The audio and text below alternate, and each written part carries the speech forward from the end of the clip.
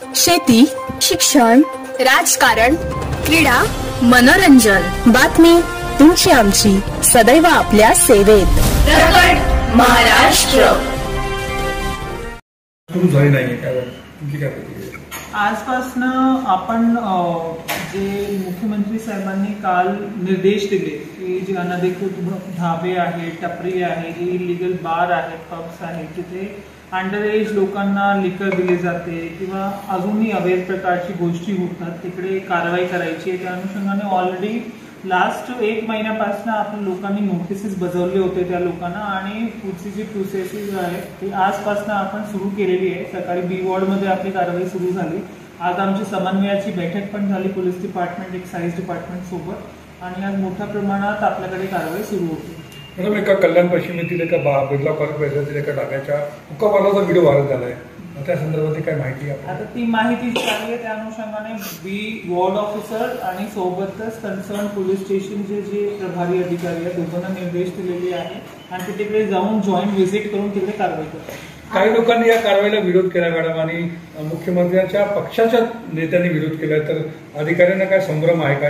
काय माननीय मुख्यमंत्री महोदयांचे क्लिअर इन्स्ट्रक्शन्स आहेत की या धर्तीवर कुठलेही अवैध धंदे आपल्याला करू द्यायचे नाहीये आणि आपल्याला याच्यावर थोडं कारवाई करायचं, म्हणून आम्ही स्पष्ट निर्देश पोलीस, कॉर्पोरेशन अधिकारी आणि एक्साईजचे अधिकाऱ्यांना दिलेली आहे. पोलीस आणि एक्साईजच्या याच्यातली भूमिका कशी असणार आहे? जिथे जिथे पोलिसांनी गुन्हा दाखल केलेले आहे त्याची लिस्ट पोलिसांनी आम्हाला दिलेली आहे. त्यासोबतच जे इलिगल त्यांनी परमिट नाही दिलेली आहे त्याची लिस्ट ते आपल्याला देणार आहे आणि पोलिसांची प्रेझेन्समध्ये ही सगळी कारवाई केली जाणार. सोबतच जे एक्साइज डिपार्टमेंट आहे त्यांच्याकडनं जे लायसन्स दिलं जातं फॉर लिकर बार, ते आम्ही आमच्याशी समन्वय साधून त्यांनी प्रोसिजर करायला पाहिजे आणि जिथे अनधिकृत बिल्डिंगमध्ये अशा गोष्टी घडतायत मग तिकडे त्यांनी परवानग्या नाही द्यायला पाहिजे, म्हणून आम्ही त्यांना सूचना दिल्या आहेत आणि आम्ही वरिष्ठांना पण कळवणार आहोत. Thank you ma'am.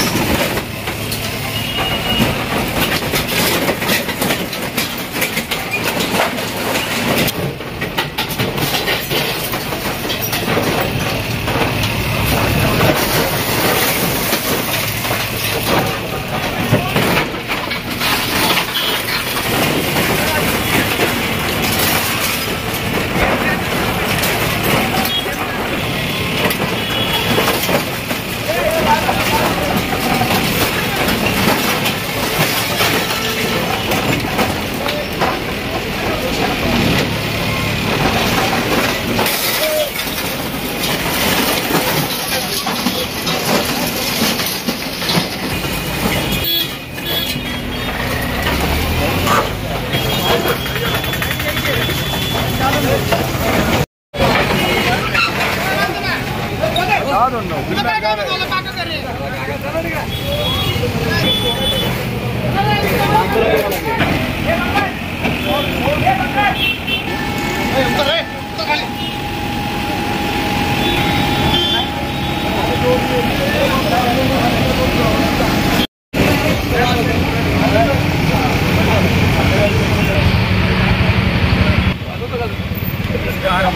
बड़े पैमाने पर